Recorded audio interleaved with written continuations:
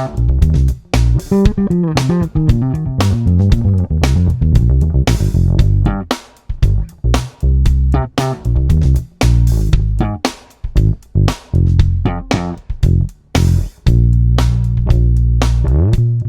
Dan here, hope you're doing well. I'm going to show you how to play the main riff from Treasure and also a bit about the key and the techniques and some things to look out for, some ways to practice it.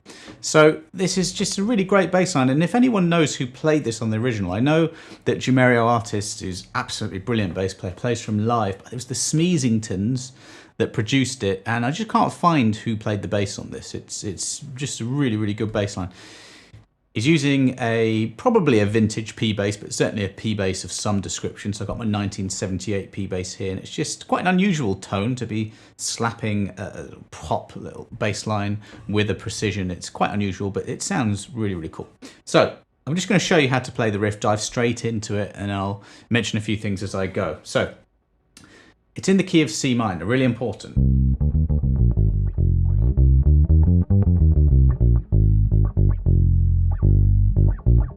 All the notes are just walking through the scale. So it starts on an A flat. Octaves. Now, the way that it's being played for most of the time is to pluck with the thumb, with a downstroke like this. And by doing that, your first finger or your index finger is ready to pop the string. So there are a lot of intricacies here in order to play it properly and to play it well and to make it sound good. So A flat, 4th fret of the E string, using my first finger for the low A flat and the octave. I'm using my little fingers, just a little bit less of a stretch.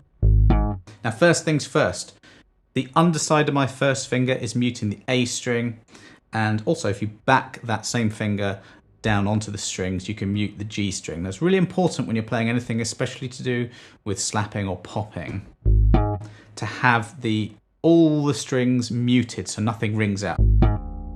You know, if strings ring out, it doesn't sound great. So even just that, simple, just get that down. When you do the pluck with your thumb, you can do a rest stroke to come onto the A string. Otherwise, you might strike through it and play that. Again, if you're muting it, that probably will take care of that problem. But there's a temptation for me anyway to rush the pop, so really lay back on that. You're just walking down from A flat to G to F, so 3rd fret to 1st fret. I think I brushed through there. Especially on that F there. Make sure that your A string is muted and that you're doing a nice rest stroke to not do what I just did there, which is just to accidentally touch that string.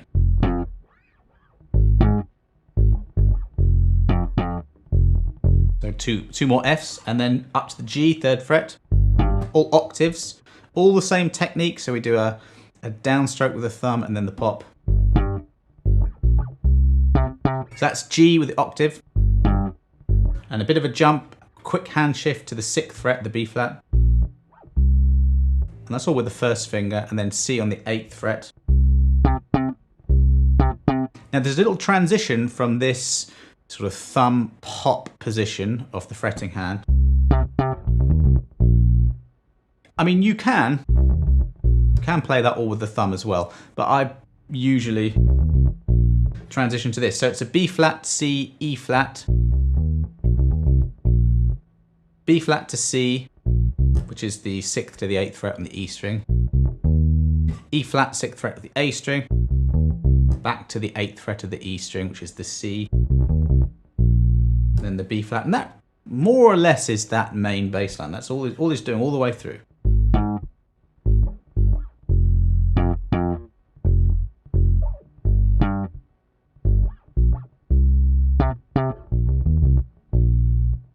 Now, I have a tendency, I don't know about you, but to rush the pops. And it's really, really important. For this bass line to sound any good, it's important to get those absolutely bang on. And the way to do that is this is at 116 beats per minute. And that random drum beat I was playing to, I'll put a link so you can download that and practice along to it. So one way is just to play just around and around that, or 116 BPM drum groove, just to go around that, and you'll hear if you're going too fast or too slow. If you've got a time source there, you'll hear. And just the more practice you do with this, the better. I'm also going to show you just quickly now, whilst I'm on it, before I go to the next portion of the lesson, how to use a metronome to practice this.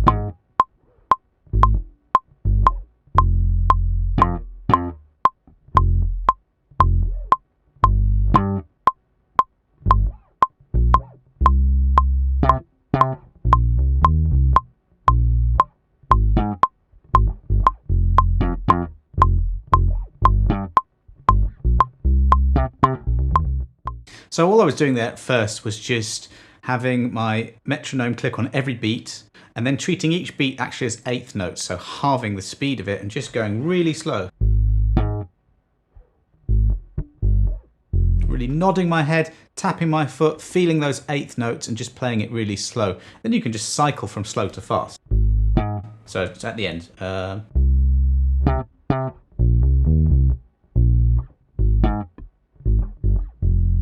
You know, all with the metronome going. And then you just realize which bit is the bit that you're struggling on. And this, obviously, the reason I'm doing this lesson in this kind of way is because this applies to absolutely anything that you want to practice on the bass. There really is a process. And if there's any bit that you find difficult, so for me, you know, it's not rushing those pops and also the transition from that little section to, so I might just get that little bit.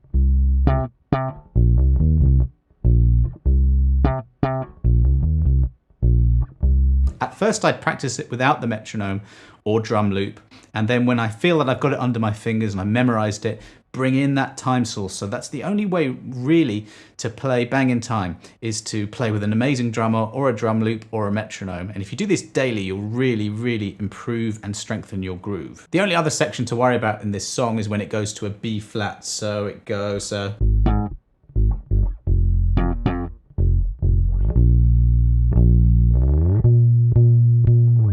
before it hits the chorus when it goes into the slap bass line again. So we're going exactly the same as before. Then it'll slide up to the 6th fret, which is B flat. And then we're sliding all the way up to the 18th fret. And another time coming out of the chorus, it does a similar thing. I want to move on to explaining about keys, and this can really help you in learning songs, figuring out patterns on the bass, playing fills. I'm going to show you all that kind of thing. So when I was learning songs when I was younger, I knew that a lot of songs that I was listening to tended to be either in a major key or a minor key. I really do think that's the case for a lot of pop music. There's always going to be exceptions, of course, but you've got your minor scale and your major scale. Make sure you know both. And then you can piece together the notes that you're hearing. You end up on what feels like the home note, okay? This is a C in this case. All you have to do is play the first 3 notes of the minor and the major scale, and you'll hear that one of those fits. The major doesn't fit, so it's not C major. That fits. Unfortunately, I can't play this along to the original. Maybe you can, I don't know, but there's always problems with YouTube, so you can't really hear what's going on here. But if you play a C natural minor scale along with the record, you'll hear that it fits. If you play a C major, it doesn't fit. So we know that we're in the key of C minor, and this is really important because if you know those scales like you should across one string and across the fretboard this way, then all you're doing is you're following the patterns of the notes and it fits to a key. And since so many songs do that, it's a great way of actually learning the fretboard and learning songs really easily. But if you listen to, there's a 2013 Billboard live version of this song where the band are all in cool maroon suits and they're doing dance moves to this. I think it's literally 3 minutes 54. I memorized it because it's such a great, incredible bass fill that happens. I've got a feeling it's pre-recorded, but it doesn't take anything away from the fact that it's absolutely brilliant. The bass player sort of deviates from the absolute set in stone bass line. I just want to show you some of those things. I did something fancy in the intro as well. And the original goes, it's something like that. Now, first note's A flat. Okay, so that's the key of C minor, that's an A flat major 7. And that's all that's going on, outlining those notes. F, and we're in the key of C natural minor, so C minor pentatonic. I'm playing a little bit too fast here, but just to illustrate a point.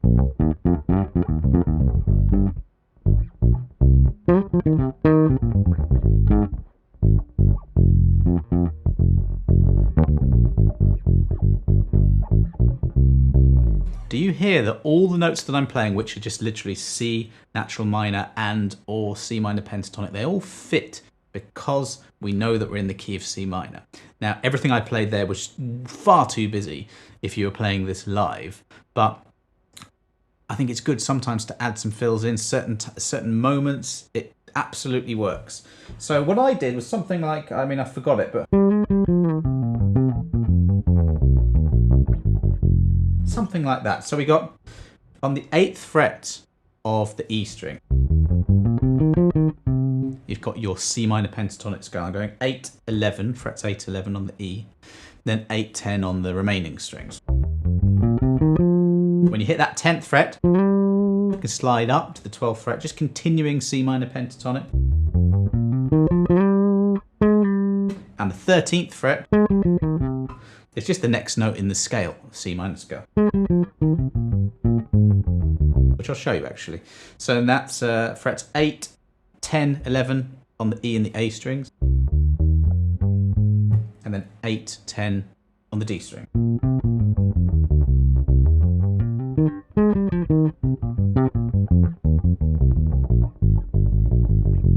I mean, it's too much. That's quite like 2-bar fill there. But just to get some practice playing to a key and also playing kind of outrageous fills, get the drum beat backing track or play at 116 BPM or even play along to the record and try and play some fills and then land on the next note. So if I was going,